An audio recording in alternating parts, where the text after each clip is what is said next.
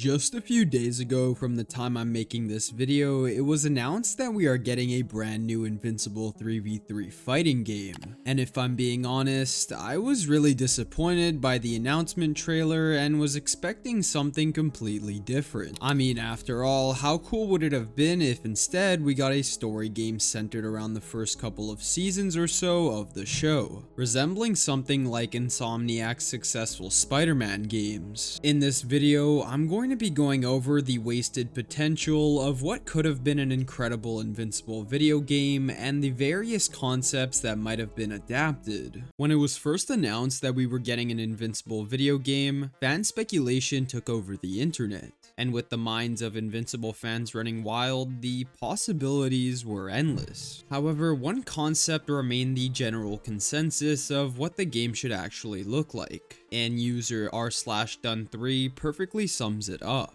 I think it should either be a fighting game or open world, similar to Arkham or PS4 Spider-Man. Since Mark is more powerful, gameplay should be more focused on 1v1 fights against others in the same league, unlike Batman/Spider-Man fighting multiple common thugs at a time. Imagine how awesome the Conquest fight would be. Now, on the surface, the idea of this game being highly similar to that of Spider-Man or the Batman Arkham games is great, but in Invincible's case, he is much more different in terms of his superpowers and as well his brutal and gory storylines. I mean, I guess that's the reason why we haven't gotten a grand scale Superman game, because flying in general is very hard to get correct in a third-person story game. Sure, it's not impossible, but making it as smooth as something like Spider-Man web swinging through New York is very difficult and would need lots of trial and error. However, when we are discussing the story, there's various ways the game could adapt the source material. At first glance, making a game that follows the show parallel isn't much of a bad idea, but when you consider adapting the comics almost hand in hand, it's almost hard not to want the game to go in that direction. Just imagine the various storylines that were left out of the show that were too violent or disturbing to add to the small screen, instead being brought to the storyline of the game. I personally think that this would be extremely refreshing since we already know what happens through the show. But even this idea has some valid criticism to it, and as user the Grindman explains, I don't think it's ever gonna happen or could work.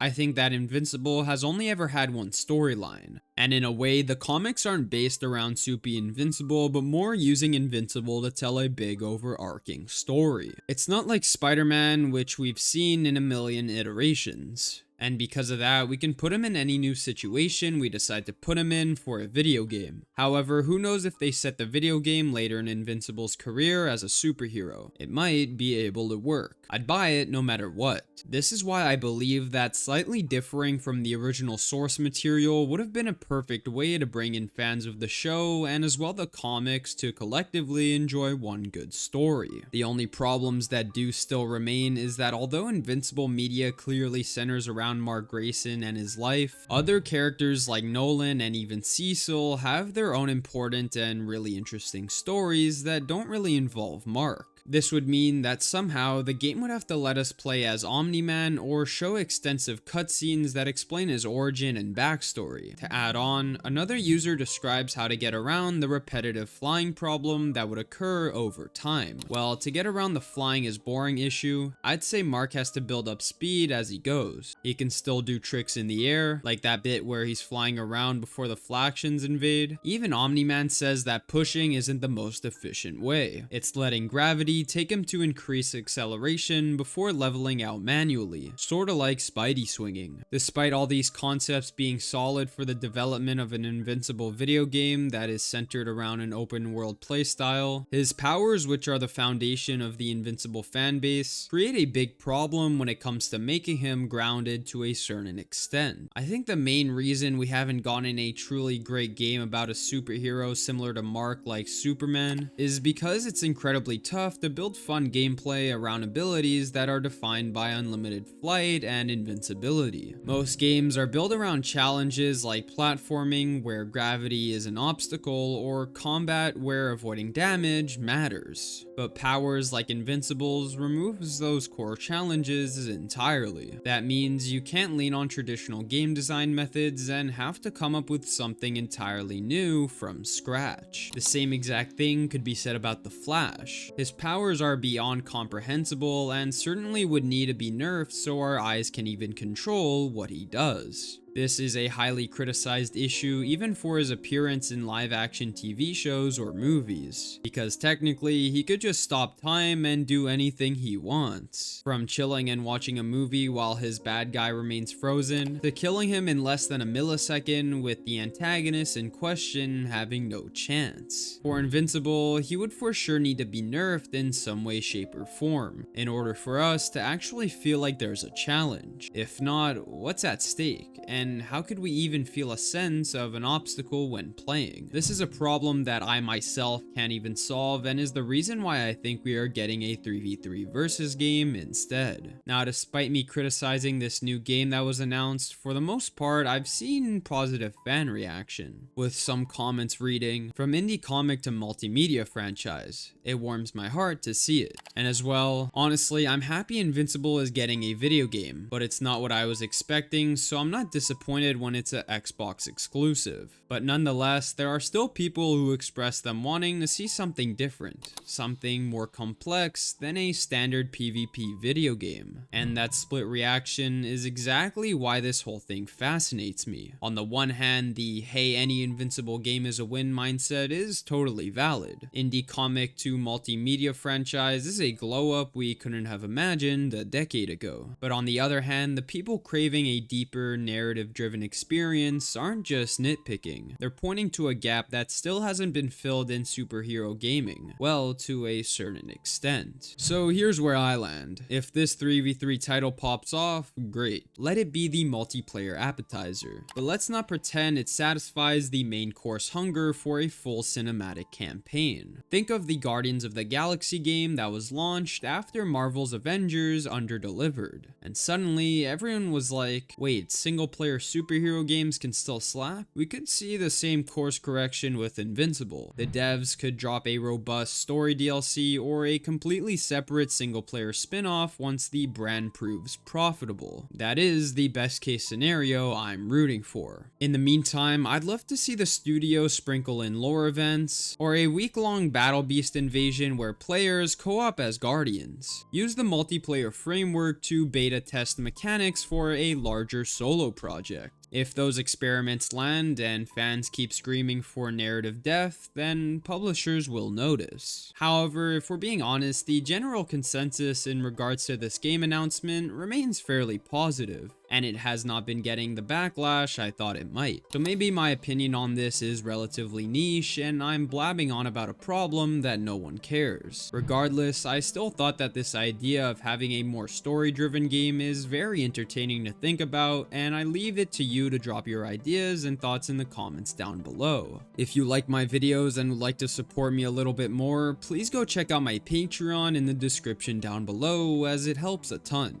As always, be sure to like and subscribe for more content like this. Thank you all so much for watching, and I will see you all next time.